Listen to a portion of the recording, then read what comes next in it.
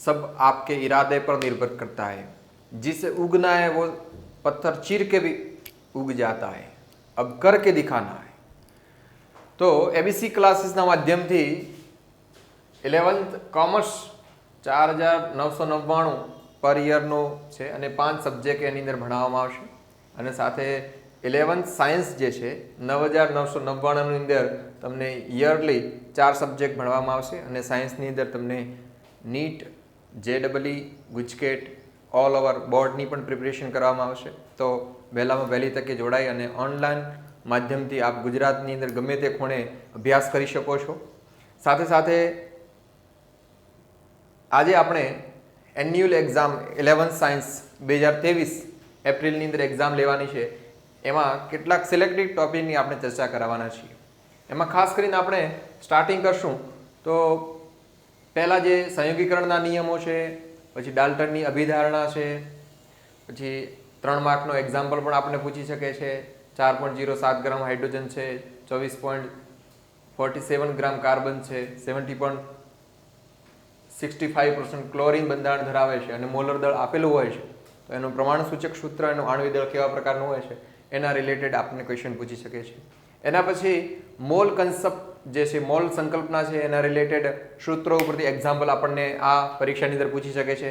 તો ખાસ કરીને મોલારિટી છે, મોલાલિટી છે, દળ બાય દળ, દળ બાય કદ અને વી બાય વી ની ટકાવારી મોલ અંશને આધારિત આપણને એક્ઝામ્પલ પૂછી શકે છે। પછી ખાસ કરીને આપણે જોશું રુથરફોર્ડનો પરમાણુ કેન્દ્રીય નમૂનો જે છે એનો આવૃત્તિ અવલોકન અને તારણો જે છે એ પણ રિલેટેડ આપણે ક્વેશ્ચન પૂછી શકે છે। એના પછી અર્થસૂચક અંકો છે, સમસાનિક જે છે એની ડેફિનેશન, એના મૂલ્યો આધારિત આપણને ક્વેશ્ચન પૂછી શકે છે। કેથોડ કિરણ ટ્યુબ છે, એમાં ઇલેક્ટ્રોનનો વીજભાર દળનો ગુણોત્તર કેવો છે તો એમાં 5 માર્ક્સનો આપણને ક્વેશ્ચન પૂછી શકે છે। એના પછી ચુંબકીય વર્ણપટ છે, તરંગ લંબાઈ, આવૃત્તિ, તરંગ સંખ્યા, વિકટ અને ઉર્જાના રિલેટેડ આપણને શોર્ટ ક્વેશ્ચન પૂછી શકે છે, એમસીક્યુ પૂછી શકે છે અથવા દાખલો પણ આપણને પૂછી શકે છે। ફોટો ઇલેક્ટ્રિક અસર જે છે એની આકૃતિ સાથે આપણે એના તારણો સમજાવવાના રહેશે। તો હાઇડ્રોજન વર્ણપટ છે, પછી એના એક્ઝામ્પલ છે, હાઇડ્રોજનનો અનિશ્ચિતતાનો સિદ્ધાંત છે હાઇઝનબર્ગનો, પછી એન, એલ, એમએસના મૂલ્યોના આધારે ક્વોન્ટમ આંક નક્કી કરવાનો છે।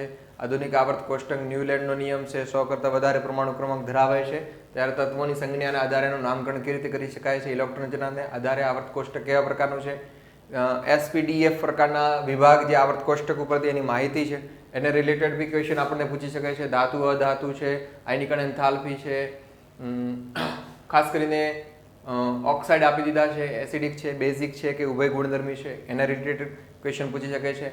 એના પછી રાસાયણિક બંધન માટે કોસેલ લુઈસ અભિગમ જે છે એનો આપણને ક્વેશ્ચન પૂછી શકે છે।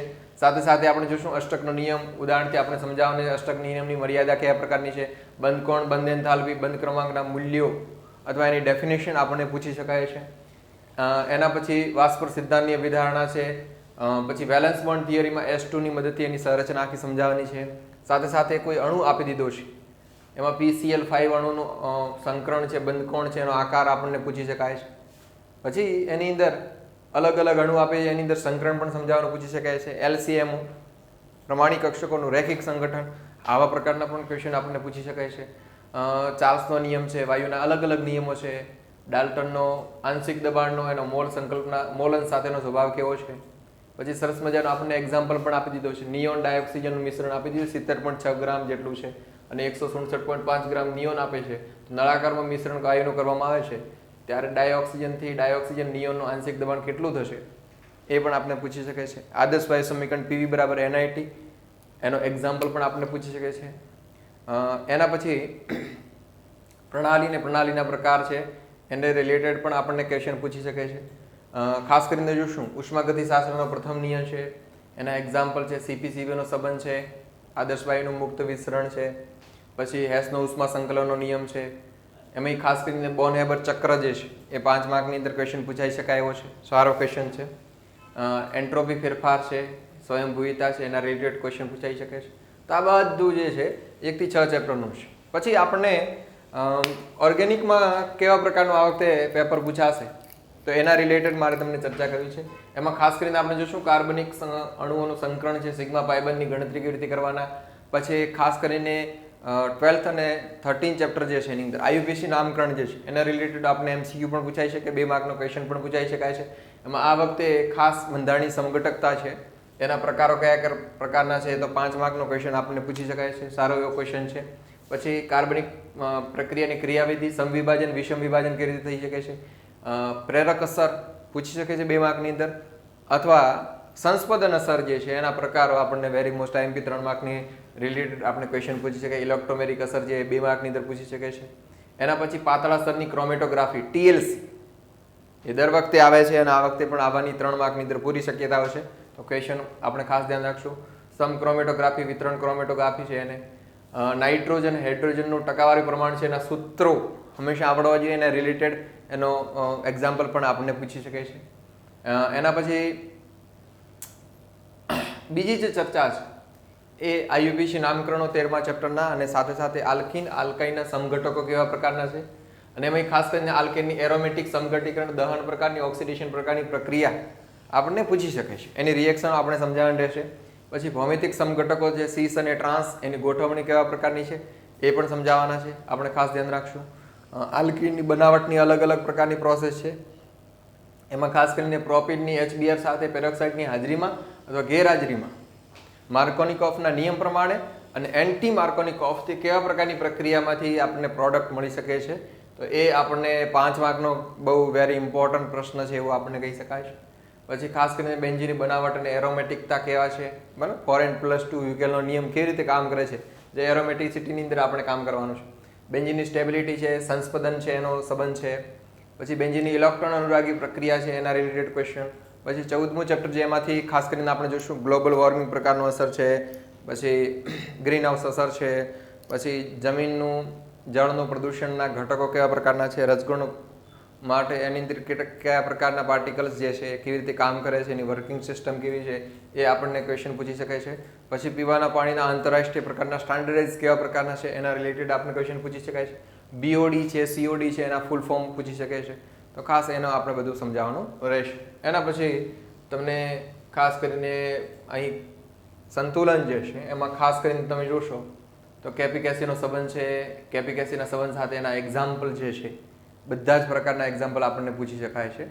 પછી એસિડ બેઝનો સિદ્ધાંત છે, સંકલ્પ છે, એમાં અર્નિયસનો લોરી બ્રોન્સ્ટેડનો સંકલ્પ છે, પછી લુઈસ એસિડ બેઝનો સિદ્ધાંત છે, 2 માર્કની અંદર આપણને પૂછી શકે છે. ખાસ કરીને જોશું તો નિર્બળ એસિડ, નિર્બળ બેઝનું આયનીકરણ અને આયનીકરણ રિલેટેડ જે એક્ઝામ્પલ આપી દીધા છે, વેરી મોસ્ટ આઈએમપી 3 માર્કની અંદર 5 માર્કની અંદર ક્વેશ્ચન બનાવીને તમને આ વખતે પૂછી શકે છે. નિર્બળ એસિડ, નિર્બળ બેઝ ને રિલેટેડ કે અને કેબીનો સંબંધ ધરાવતા જે છે એનો સંબંધ પીએચ સાથે છે, તો એ રિલેટેડ તમને ક્વેશ્ચન બધા એક્ઝામ્પલ પૂછી શકે છે. તો ખાસ બધા એક્ઝામ્પલ સોલ્વ કરેલા હશે તો એમાંથી એક ક્વેશ્ચન, એક એક્ઝામ્પલ અહીંથી પૂછી શકે છે.